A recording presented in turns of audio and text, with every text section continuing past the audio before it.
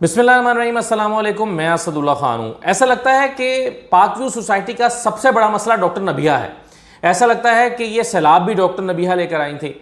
Doctor Nabiha ने गलत बयानियाँ की, झूठ बोला, जो कुछ भी किया वो जाहिर है वो उस खातून को ये हरकतें नहीं करनी चाहिए थी कि उनका घर नहीं था तो उनको ये प्रिटेंड नहीं करना चाहिए था कि उनका घर है। और अब जैसी वो बातें कर रही हैं कि जी मेरा मोबाइल 6 लाख का रह गया और मेरे उसमें कैश पैसे थे और वो सारा नुकसान हो गया, तो ये सब तो बेकार की बातें हैं। ये हमें भी समझ आ रही है कि फजूल चीज़ें। हैविंग सेड दैट, यानी डॉक्टर नबिहा ने जो कुछ भी किया, इंटरव्यू दिया जाके और एक वीलॉग में, पॉडकास्ट में जाकर कह दिया कि मेरे घर की कीमत ख़त्म हो गई है, वो ये प्रिटेंड कर रही थी कि ये उनका ज़ाती घर है। बाद में पता चला वो किराएदार हैं। ठीक है, ये सब कुछ वो गलत कर रही होंगी और कर रही थी, उन्हें ये ज़रूरत ही नहीं थी ये कहने की।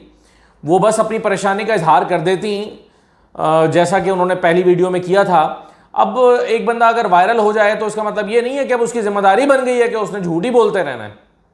तो ये गलतियां तो डॉक्टर नबिहा ने की हैं, लेकिन क्या इसका मतलब ये है कि पाक व्यू सोसाइटी में लोगों की ज़ाती प्रॉपर्टियां नहीं डूबी? क्या इसका मतलब यह है कि लोगों का वहां नुकसान नहीं हुआ? क्या इसका मतलब यह है कि वहां पानी नहीं आया? क्या इसका मतलब यह है कि वो अप्रूवल 2 नंबर है, नहीं है? क्या इसका मतलब ये नहीं है कि रूडा ने आपको टेक्निकल जो एनओसी जारी किया या कंडीशनल सा एनओसी जारी किया, उसका मतलब ये नहीं है कि अब आपने रूडा से मंजूर शुदा सोसाइटी बना लिया? वैसे तो शायद रूडा भी इसमें जिम्मेदार है। इस पर मैं बहुत तफसील से पहले बात कर चुका हूँ कि उन्हें ये एनओसीज नहीं देने चाहिए थे। लेकिन क्या दरिया के बेड में सोसाइटी बनाने से बड़ा मसला डॉक्टर नबिहा का झूठ बोलना और डॉक्टर नबिहा का, यानी इस वक्त ऐसा लग रहा है कि पाक व्यू सोसाइटी डॉक्टर नबिहा की किरदार कुशी करके या उनके ऊपर कीचड़ उछाल के अपना स्कोर सेटल करने की कोशिश कर रही है कि देखें जी हमारे खिलाफ तो ये प्रोपेगेंडा डॉक्टर नबिहा ने किया था, ऐसा तो कुछ हुआ ही नहीं है।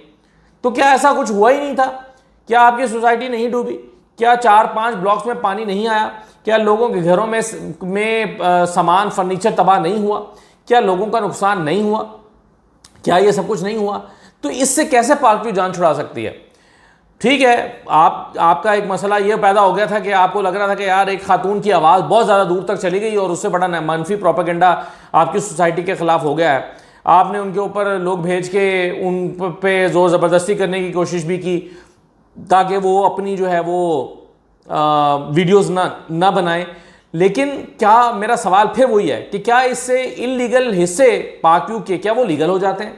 क्या इससे जो लोगों का नुकसान हुआ है उसका इजाला हो जाता है? क्या वो आपने जो वादे किए हैं, अब लोग आपके पीछे फिर रहे हैं, आपके दफ्तरों के चक्कर काट रहे हैं, आपके पीछे जा रहे हैं, आपसे कह रहे हैं कि आओ तुमने वादा किया था कि मेरे घर में से कीचड़ निकालोगे, निकाल के दो। लेकिन सोसाइटी गायब है और लोग जो हैं वो अब अपनी मदद आपके तहत अपने घर से कीचड़ निकाल रहे हैं, सामान उठा रहे हैं, वो सारा नुकसान हो गया उसकी असेसमेंट करने की कोशिश कर रहे हैं। पाक व्यू सोसाइटी ने ये मेहरबानी की है कि जी हम आपका इस महीने का बिजली का बिल माफ़ कर देते हैं। तो यानी जहाँ से जिन ब्लॉक्स में वापडा ने बिजली नहीं दी हुई है, लेस्को ने बिजली नहीं दी हुई है, वहाँ से ये अपनी बिजली शायद जनरेट करके देते हैं। तो ये उन्होंने मेहरबानी की है 1 महीने का बिल। लेकिन क्या वो लोगों का करोड़ों का जो नुकसान हुआ है उसका इजाला करने के लिए पाक व्यू सोसाइटी तैयार है? ये सवाल अपनी जगह पर बरकरार है। एनओसी कैसे हासिल किया? दरिया के बेड में ज़मीन कैसे बना ली? सोसाइटी ने ये प्लॉट डेवलप करके कैसे बेच लिए? ये सवाल अपनी जगह पर बरकरार हैं।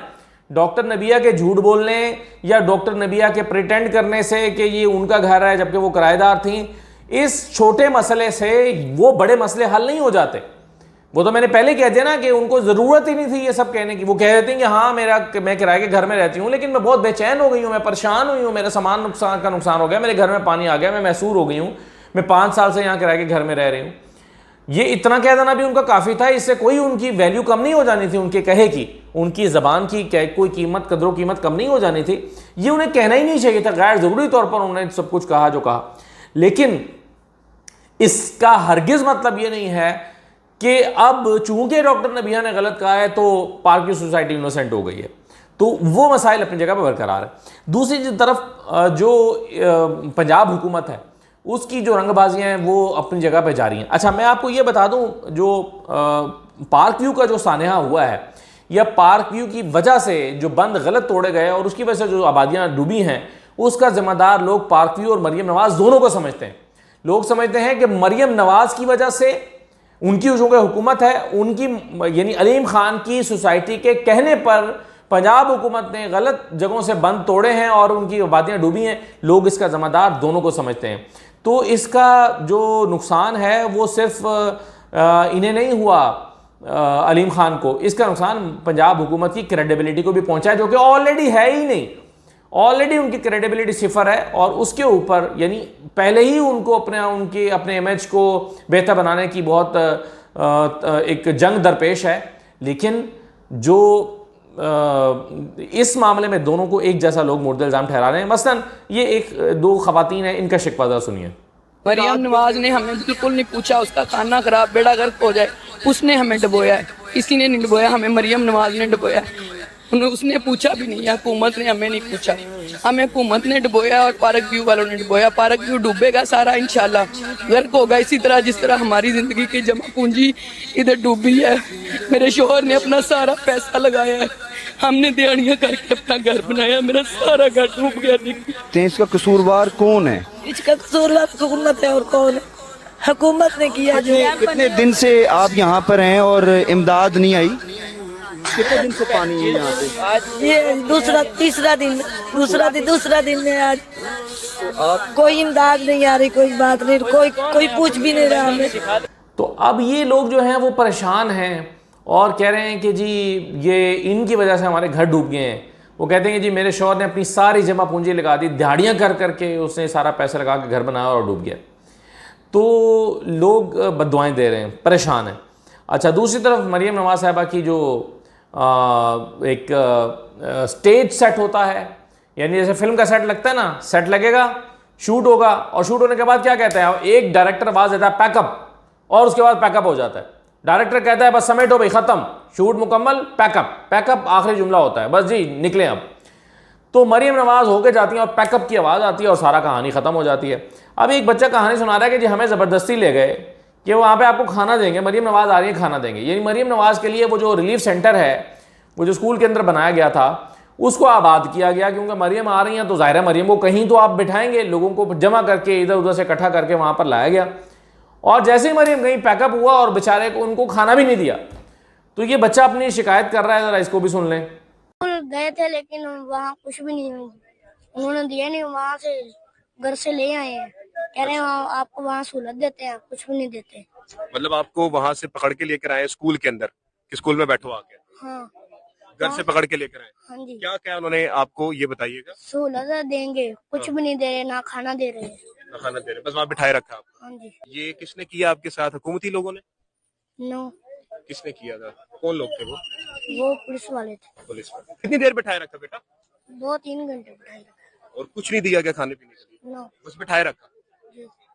आपको बेटा? मुझे बिठाए रखा। बिठाए रखा? हाँ। कुछ नहीं दिया खाने पीने के लिए? कुछ भी नहीं। और क्यों लेके क्यों गए थे? कौन लोग थे जो लेकर गए थे? पुलिस वाले आए थे, हम मेरी जबरदस्ती बांह को पकड़ कर स्कूल में बिठाया, 2-3 घंटे बैठे थे। 2-3 घंटे बैठे। तो ये है सूरत हाल कि लोग आए, बट उनको उठाया, बट वहाँ ले गए स्कूल में, फिर मैसूर रखा, फिर मरियम नवाज जब होकर चली गई तो पैकअप हुआ और फिर इन लोगों को छोड़ दिया गया। तो इस तरह की हरकतें हो रही हैं। एक जो जेन्युइन लोग मसाइल का शिकार हैं, जिनके जानवरों को चारा नहीं मिल रहा, जिनको खुद खाने को कुछ नहीं मिल रहा, जिनके सामान बाहर सड़क पे पड़े हैं, बंद पर आ गए हैं, इन लोगों की दास्तान ज़रा सुन लें। गवर्नमेंट ना कोई साडे आ जेडे जंगल ने, ना इन्हां नूं कोई चारा है, ना कोई सानू रहन वास्ते कोई तंबू कनाता दे दे, चलो से आपके बच्चे ने लेके जाइए। हां जी, आप गुजारा कर रहे हो। आप ही पानी पै गया मगर घरों से निकलते थे, कच्चे कोठे कखा या कुड़ियां बाहर आ गई। ना कोई अच्छे कोई डॉक्टर आया, दवाई बच्चे ने बीमार ने, पानी दवाइयां तो मच्छर नाल बच्चे बीमार होए पे ने, कोई किसी ने नहीं पूछा, कुछ नहीं, कोई चीज नहीं पूछी दसी गई सानू, किसी चीज का भी नहीं इमदाद हैगी गवर्नमेंट वालों तो बिल्कुल ही नहीं है। ए जेडे बेचारे साडे वगरे हैगे ने जिन्हां नूं कोई तरस खांदा होवे, उल्लांके का इलाका है। हाँ जी, असि सारे असि उल्लांके वाले ने। अब वो कह रहे हैं कि कोई इमदाद नहीं है, कोई डॉक्टर्स नहीं है, कोई मेडिकल कैंप नहीं है, कोई रिलीफ नहीं है, कोई चीज़ नहीं मिली। और ज़्यादातर इलाकों का यही हाल है। इस वक्त हमारी टीमें, हमारे दोस्त अहबाब मुख्तलिफ जगहों पर निकले हुए हैं और हम उनसे जब बात कर रहे हैं, उनसे सूरत हाल जान रहे हैं तो बड़ी परेशान कुन है। इस वक्त कबीर वाला डूबा हुआ है, दरिया रेलवे लाइन का पुल क्रॉस करके ऊपर से गुजर रहा है, कई जगहों से बंद तोड़ गए हैं, आबादियाँ ज़ेर आब आ गई हैं, मुल्तान ख़तरे में है। ये सारे प्रॉब्लम्स जो हैं इस वक्त हैं, लेकिन हुकूमत गायब है। हुकूमत का एक मिशन होता है कि आज हमने किस जगह पहुँचना है और वहाँ पर स्टेज कैसे सेट करना है। कश्ती में बैठ के तस्वीर बनानी है, औरतों के साथ तस्वीरें बनवानी है, बच्चों को गोद में उठा के तस्वीर बनानी है। ये कुल मरीम नवाज़ की इस वक्त हमें प्रायोरिटी नज़र आती है। और कोई हेल्थ, ख़ास तौर पर हेल्थ सिस्टम जो है इस वक्त बिल्कुल नाकारा हो गया। उसकी वजह क्या है? देखिए, हेल्थ सिस्टम इस वक्त बिल्कुल अपनी ज़िम्मेदारी अदा करने में नाकाम क्यों साबित हुआ है? क्योंकि उसका स्ट्रक्चर ही ख़त्म कर दिया गया, उसका ढांचा ही तोड़ दिया गया। ये जो मरीम नवाज़ ने क्लिनिक ऑन व्हील्स और ये जो मरीम नवाज़ हेल्थ क्लिनिक बनाए हैं, इससे याद रखिए इसके असरात आपको महसूस होंगे कुछ अरसे के बाद कि ये कितनी बड़ी नेमत थे। और इसका ये जो डिस्पेंसरियों का एक नेटवर्क था, ये जो BHU यानी बेसिक हेल्थ यूनिट्स थे, जो शहबाज शरीफ साहब ने कंपनी बनाई। शहबाज शरीफ साहब ने अपना एक से हिसाब किताब लगाया। उन्होंने कंपनी बनाई Punjab health facility management company, PHFMC। आपको पता है जब उन्होंने 52 कंपनियां या 56 कंपनियां बनाई थी तो उसमें से एक कंपनी ये भी बनाई थी जिसके अंडर ये सारे बेसिक हेल्थ यूनिट कर दिए थे। लेकिन मरीम नवाज़ आई तो मरीम नवाज़ ने शहबाज शरीफ की इन कंपनियों के जो सारे मुलाजमीन थे उन सबको फारिग किया बैक जुम्बिश कलम। अभी उन्होंने माल रोड पर धरना भी दिया था कुछ अर्सा पहले, कुछ दिन पहले। तो वो सारा अमला फारिग कर दिया जो कंपनी के तहत शहबाज शरीफ साहब ने बेसिक हेल्थ यूनिट्स को चलाने के लिए रखा था। और मरीम नवाज़ ने क्या किया कि इन सारे जो BHUs थे इनको रातों रात रेनोवेट कराया और रेनोवेट करा के उनके ऊपर अपना बोर्ड लगा दिया मरीम नवाज़ हेल्थ क्लिनिक का। यानी उन सारे BHUs को का नाम तब्दील करके मरीम नवाज़ हेल्थ क्लिनिक कर दिया। यानी आप सोचेंगे कि अच्छा, और ये जो रेनोवेशन हुई है इसका भी इसकी अलग एक स्टोरी है। ये फिर मैं आपसे कभी शेयर करूंगा कि कैसे इसके टेंडर किए गए, ठेकेदारों को पाबंद किया गया कि वो 4 महीने में, कहीं जगहों पर 3 महीने में या 4 महीने में हर हाल में इस बिल्डिंग को खड़ा करके दें। और फिर लोगों ने मजबूरन, कुछ ठेकेदारों ने कन्विंस करने की कोशिश की कि ये बिल्डिंग है 4 महीने में बन नहीं सकती, तो कहा गया कि हर हाल में 4 महीने में चाहिए वरना हम किसी और को ठेका दे देंगे। और उसकी फिर हालत ये थी कि जब प्लस्तर हो रहा था तो एक तरफ प्लस्तर हो रहा था, दूसरी तरफ से पेंट चढ़ाया जा रहा था और प्लस्तर को सूखने का टाइम नहीं दिया गया और पेंट उतर गया। और अब आप जाके देखें तो भूत बंगले लग रहे हैं 1 साल के अंदर अंदर। 1 साल भी पूरा नहीं हुआ, अभी दिसंबर जनवरी में बने हैं। तो कई हेल्थ यूनिट जो हैं वो उनकी हालत ख़राब हुई है क्योंकि उनको नाकिस तरीके से तैयार किया गया। लेकिन चूंकि मरीम नवाज़ का बोर्ड लगाने की जल्दी थी तो वह हेल्थ क्लिनिक का बोर्ड तो लगा दिया गया। लेकिन चलें, ये तो बिल्डिंग की कहानी थी।